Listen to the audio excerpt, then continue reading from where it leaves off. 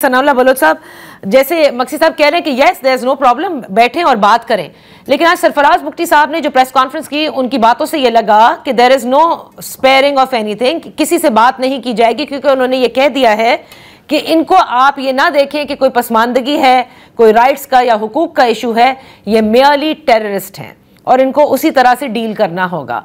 तो ये बात मुझे समझाएगा कि बहुत सारे जो जमातें हैं, बलूचिस्तान की नेशनलिस्ट जमातें भी ये कहती हैं कि सबको मिलकर बात करनी होगी, एंड इवन उन लोगों से जो पहाड़ों पे चले गए उनसे भी बात करनी होगी, to lay down their arms, come in under the constitution of Pakistan and the rule of law.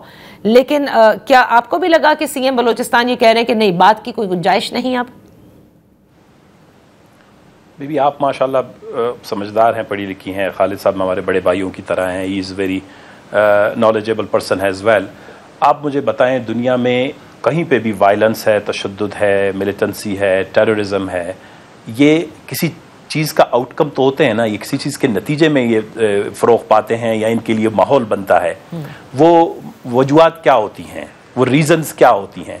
अगर आप उन रीज़न्स पे बात करें तो आपको भी दहशतगर्द करार दें।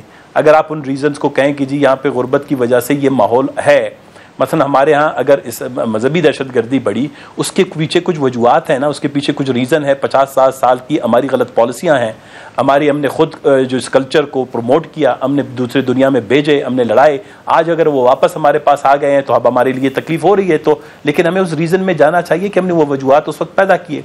बलूचिस्तान में ग्रेजुअली रियासत ने बहुत सी गलतियां की हैं, जिन गलतियों की वजह से ये जो वजूहात थी ये बढ़ती गई।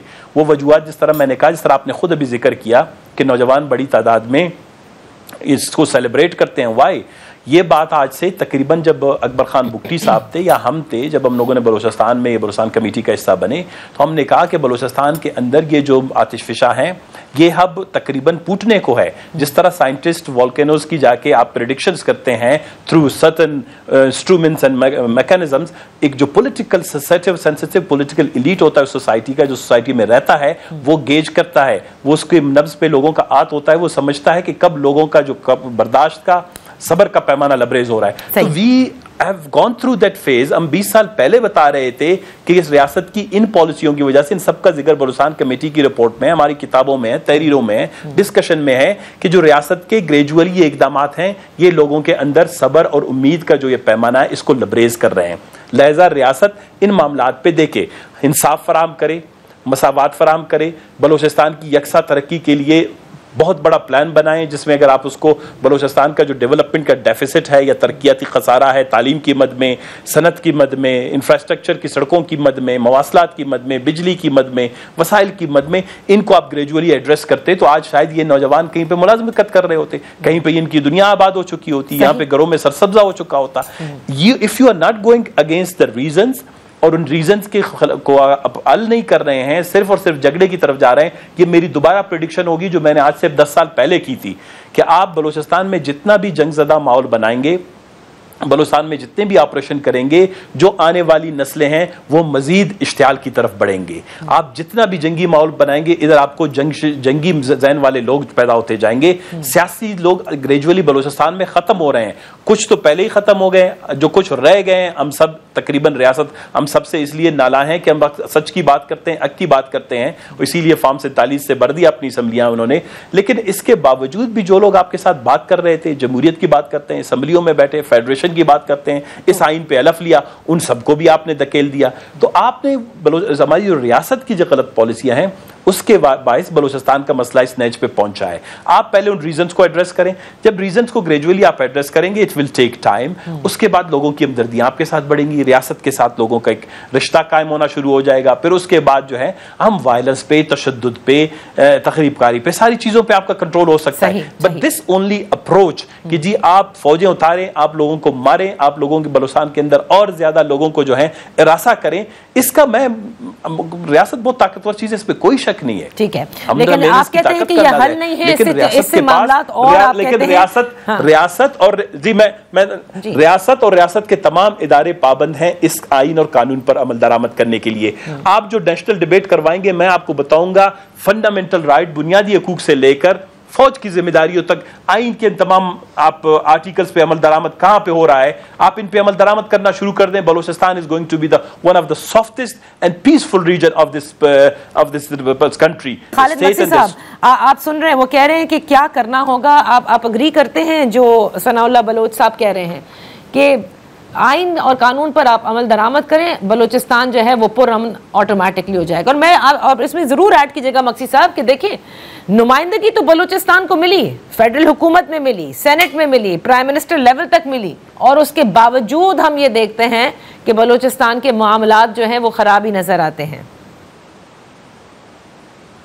जी खालिद मक्सी साहब, है कि देखें, उनका अपना व्यू है, उनकी कुछ बातें ठीक हैं। स्टेट का काम है, जब स्टेट एक मुल्क बनता है तो वो सर्विस पब्लिक अपने लोगों को सहूलत देना, उनके लिए मॉडल बनाना, अच्छे की लाइफ अच्छी हो जाए, कंफर्टेबल हो जाए। बिल्कुल देखें, इधर हम दो पहलुओं पे बात हो रही है। एक है जंग, कि क्या जंग हल है इस चीज का, जहाँ डायलॉग और बैठ के इसको निकाल, यकीनन डायलॉग। बात रही कि डिफरेंशिएट करना है जी, कौन डायलॉग करना चाहता है और कौन जंग करना चाहता है। डायलॉग उसी होगा जो आ जाएगा ना टेबल पे, जो बात करना चाहेगा। जो बात नहीं करना चाहेगा तो वो जाहिर जंग की तरफ जाएगा, तो उसके नतीजे में स्टेट ने डिफेंड करना है अपने को, सिंपल एज दैट। उस पर तो कॉम्प्रोमाइज वो करेगी नहीं स्टेट। रही बात तालिबान की, बात हुई तहरीक तालिबान की, चले गए, कहने पे डिस्प्लेस हो गए। जब उस वक्त बात भी हो रही थी, मैं उस हिस्सा था उसको डिबेट का, उस कौम का, तो वो एक तो वो पता नहीं प्री मेच्योर लाने का जो भी चक्कर गलती उसमें हो गई, बट वो एक ऑप्शन ये था कि जी वापस आके सिटीजन्स की तरह रहेंगे, हथियार डाल देंगे, अंडर द कॉन्स्टिट्यूशन रहेंगे, और जो सिस्टम है वो तो अगर वो नॉर्मल मैं समझता हूँ प्रोसीजर होता, वापस आके सेटलमेंट होती तो ये गड़बड़ होती भी ना। मगर उसी स्टेट ऑफ माइंड से अगर वो आएंगे अंदर और छोड़ा उनको जाएगा, वो तो फिर मिलिटेंट बने, वो तो फिर लड़ाई की बात ही करेंगे ना, तो अगेंस्ट स्टेट जो है फिर डिफेंड करेगी अपने को, सिंपल एज दैट। अच्छा, तो आप समझते हैं खालिद मक्सी साहब कि इस वक्त ये बहुत ज़रूरी है कि बातचीत सारी पार्टीज तो करें जो बलूचिस्तान की नुमाइंदा जमात हैं और स्टेक होल्डर्स हैं, लेकिन एट द सेम टाइम जो हथियार उठा बैठे हैं उनके साथ भी बात करने की, उन्हें इंगेज करने की कोशिश करनी चाहिए, ताकि जो भी उनके मिसाइल हैं कि वो इस नहज तक क्यों हैं और उनको वापस लाया जाए कौमी धारे में। देखिए जी, मैं तो हमारे पास तो जो बलोची रिवाज है, हम तो कातिलों के साथ भी बैठ के जब मामला ठीक होने पे आता है, मगर वो जब ठीक होने पर आए ना, अब एक आदमी डिक्लेयर करता है कि जी मैंने अलहदगी के बगैर बात ही कोई नहीं करनी, तो अब वो स्टेट अलहदगी की बात पे कैसे बात करेगी? सही वो तो मुमकिन बात ही नहीं है। स्टेट के साथ ये जहन रख के बात करना, तो वो तो लड़ाई फौज बनाई क्यों है? फिर तो इंडिया के साथ भी मामला ठीक है भाई, अलहदगी की बात है, जो पीस जिधर ले जाना है ले जाओ, मुझे बताएं।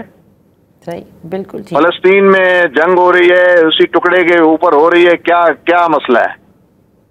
कितनी जानें चली गई हैं?